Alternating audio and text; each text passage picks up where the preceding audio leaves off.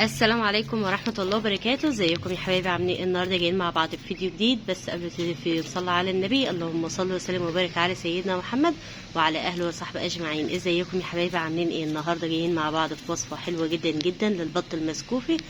ما شاء الله الوصفة بجد بإذن الله تستفادي منها. زي ما انت شايفة كده ما شاء الله. عندي بقى تربية حلوة اهيت، فطبعا لازم نهتم كده بها ونعمل لها الوصفات اللي تزود وزنها وترمي لحم كده، وصدر البطة كده يعني يفتح كده معانا ويرمي لحم. تمام. فطبعا الوصفات اللي احنا بنعملها ديت بتخلي البطة عندنا ما تتعبش، ما يجيلهاش امراض، ما يجيلهاش بكتيريا، ما يجيلهاش جراثيم. فلازم نهتم بها عشان تفضل بصحة جيدة، وفي نفس الوقت تبقى بطة معانا زي الفل زي ما انت شايفة كده. طبعا انا جايلك في وصفة حلوة جدا جدا بإذن الله هتعجبك. طبعا ده عمر 10 ايام، فطبعا كده مشي معايا يوم بيوم، وبإذن الله هنزلك وصفة تقدر انت تفيد البط بها، وفي نفس الوقت هيفرق مع البط وهيخلي البطة يومها بيومين. فاهم حاجه؟ ما تنسليش اللايك ولا اشتراك فضلا وليس امر، والكومنت الحلو بتاعك عشان تفضلي تشجعيني كده وافضل مستمريه معاكي دايما. زي ما انت شايفه كده ما شاء الله. البط كده كله حيويه كله نشاط. طبعا انا مطلعاهم كده على السطح اهو.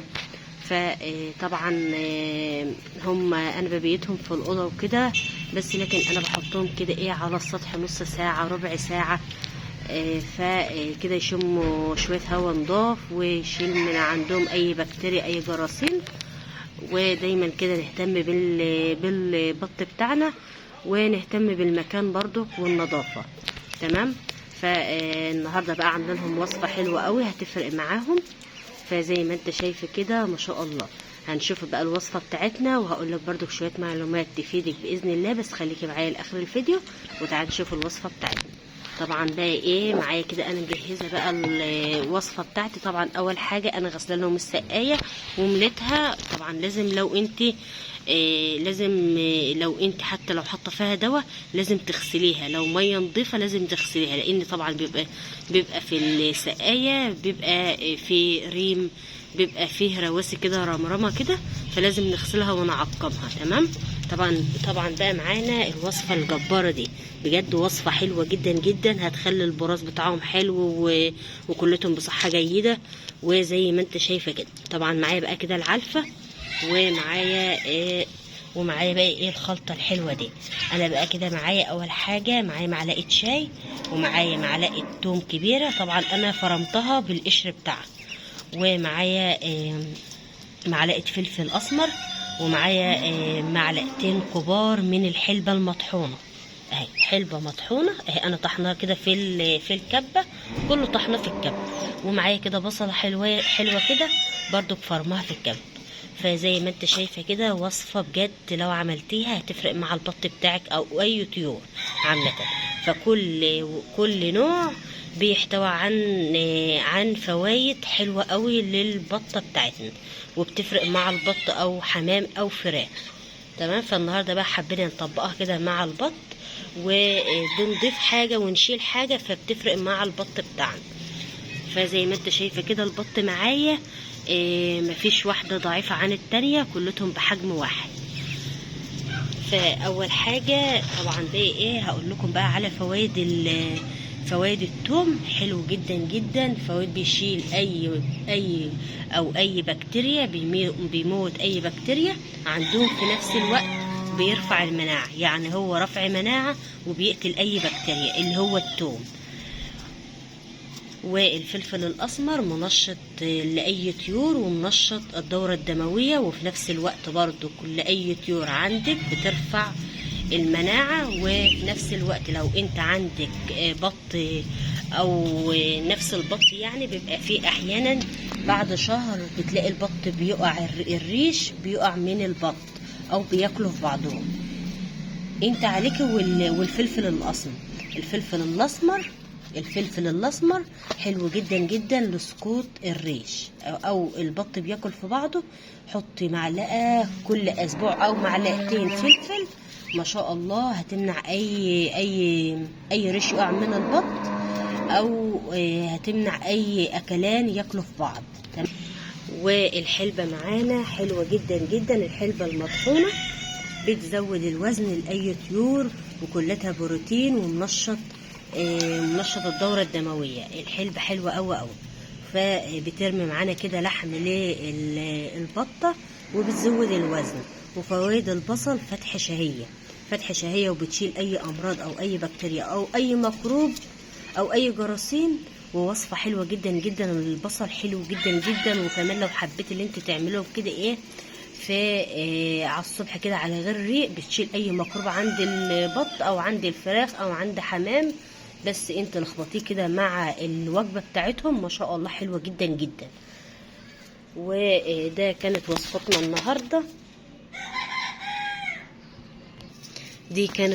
النهاردة،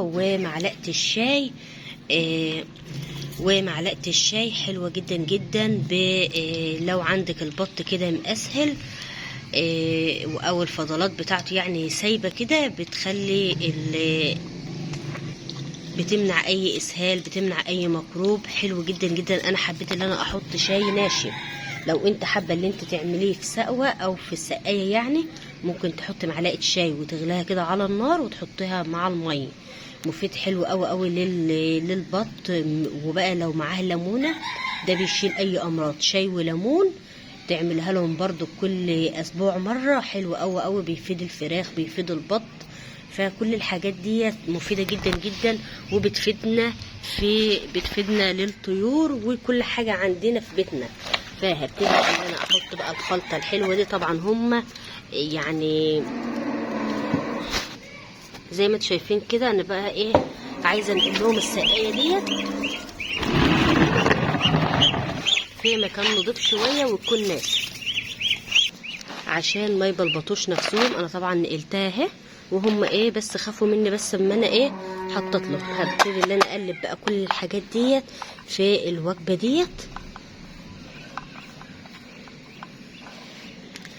ما تستغربيش لو انت اول مره تربي كده في طيور، لا ما تستغربيش من الحاجات دي، كلتها فيتامينات وكلتها بروتين للفراخ بتاعنا او البط.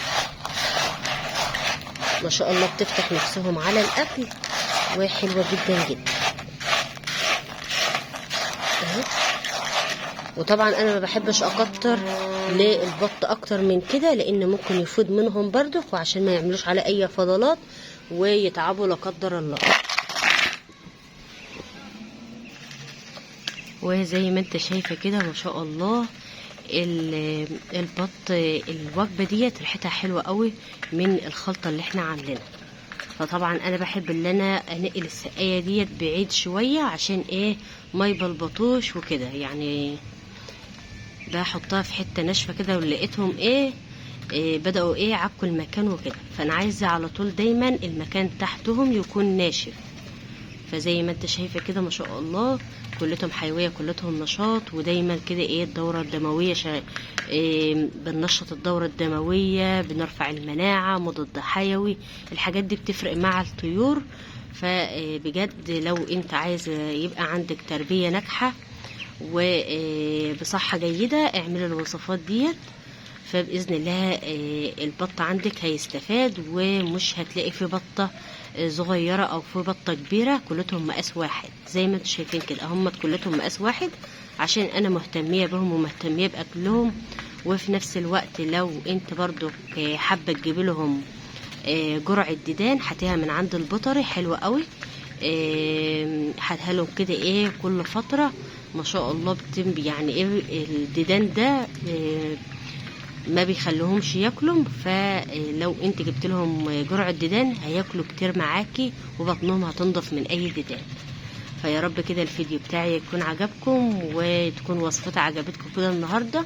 اهم حاجه ما تنسليش اللايك ولا اشتراك فضلا ورئيس امر، والكومنت الحلو بتاعك عشان افضل مستمريه معاكي. ويا رب كده الفيديو بتاعي يعجبكم. فزي ما انت شايفه كده ما شاء الله كلتهم حيويه وكلتهم نشاط اهو، ونفسهم كده مفتوحه على الاكل، مش مستغربين الاكل ولا حاجه. فيا رب كده الفيديو يعجبكم. مع السلامه، متنسوش اللايك.